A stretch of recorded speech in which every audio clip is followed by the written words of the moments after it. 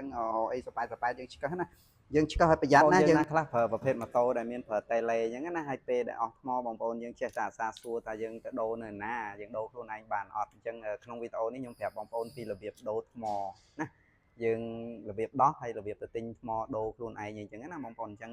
ងាយឲ្យបងប្អូនអាចធ្វើខ្លួនឯងបានណាមើលទាំងអស់គ្នាអញ្ចឹងរបៀបដូរអត់មានអីយើងអាចយកសោសប៉ែតនេះមួយយើងយកថ្មឆ្កឹះក៏បានដែរថ្មដែលយើងទិញមកយកវាមកឆ្កឹះក៏បានដែរណាអញ្ចឹងអីសប៉ែតយើងឆ្កឹះណាយើងឆ្កឹះឲ្យប្រយ័ត្នណាយើងកុំប្រញាប់ពេកយើងឆ្កឹះមួយណាកុំឲ្យបាក់កលឹះបាក់ជើងវាណាអញ្ចឹងយើងដាក់វាអញ្ចឹងមកយើងឆ្កឹះ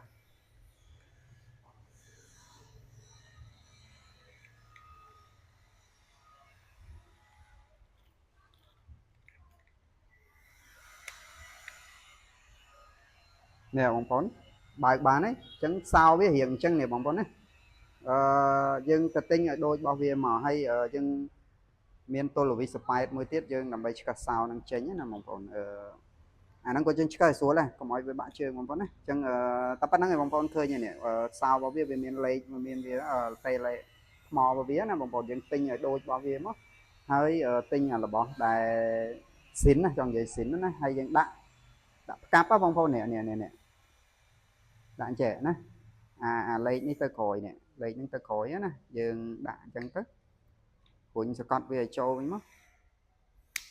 ហ្នឹងហើយតែប៉ុណ្្នឹងឯងចូលហើយយើងបិទវាដូចគ្នាអញ្ចឹងដែរបងប្អូនណាបិទពីក្រោយមកនេះតែប៉ុណ្្នឹងយើងអាចបើកបានបងប្អូនណាមានថ្មហ្នឹងរបៀបតែប៉ុណ្្នឹងឯងបងប្អូនអរគុណច្រើន